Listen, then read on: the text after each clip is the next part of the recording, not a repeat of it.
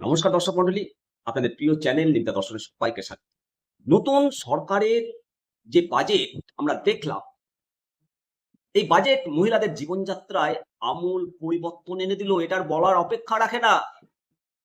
আমরা গত মঙ্গলবার রাজ্যের অর্থমন্ত্রী স্বপন দাশগুপ্তের পেশ করা বাজেটে মহিলাদের ওপর বিশেষ নজর দিতে দেখা গেল রাজ্যের মাননীয় মুখ্যমন্ত্রী শুভেন্দু অধিকারী মহাশয়কে।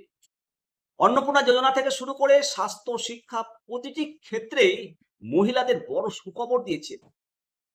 বাজেটে মহিলাদের জন্য বরাদ্দ করা প্রকল্পগুলো সত্যই নজর করা, এটা আর বলার অপেক্ষা রাখে না। অন্নপূর্ণা যোজনা, এই প্রকল্পের আওতায় রাজ্যের মহিলারা এবার থেকে প্রতি মাসে ৩,০০০ টাকা করে সরকারি অনুদান পাবেন।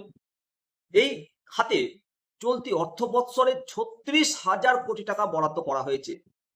পাশাপাশি বিধবাদের ভাতা বাড়ানো হয়েছে, ১,৫০০ টাকা করা হয়েছে ভাতা।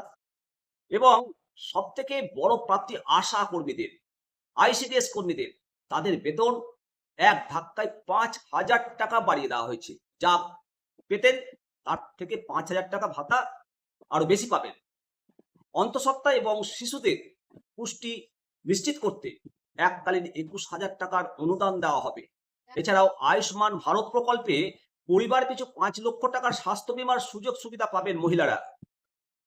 রাজ্যের সমস্ত সরকারি নিয়োগ প্রক্রিয়ায় ৩৩% আসন মহিলাদের জন্য রিজার্ভ করা হয়েছে।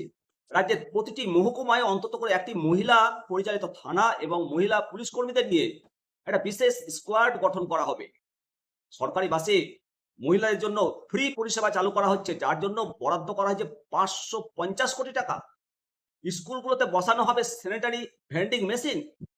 রাজ্যের যুবক যুবতীদের জন্য ১০ লক্ষ টাকা পর্যন্ত ঋণের ব্যবস্থা করা হয়েছে, যার মধ্যে ৫ লক্ষ টাকা গ্র্যান্ট বা অনুদান হিসাবে মিলবে, আর বাকি ৫ লক্ষ টাকা সুদহীন ঋণ পাবেন।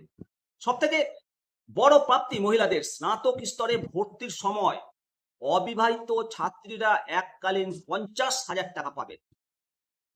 নিঃসন্দেহে মহিলাদের এই যে বড় প্রাপ্তি, অর্থনৈতিক বিশেষজ্ঞ মহলের মতে পরিবারের মহিলা সদস্যদের হাতে সরাসরি অর্থ পৌঁছালে তা রাজ্যের সামগ্রিক অর্থনৈতিক উন্নয়নে বড় ভূমিকা রাখবে।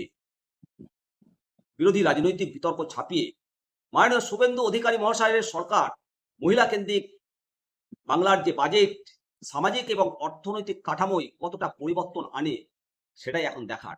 অবশ্যই আপনাদের মতামত কমেন্ট সেকশনে করবেন, আর সবার কাছে পৌঁছে দেওয়ার জন্য অবশ্যই শেয়ার করুন, বেশি বেশি করে শেয়ার করুন। আসুন সবাই মিলে বলি বন্দে মাতারাম, ভারত মাতা কি জয়, জয় হিন্দ।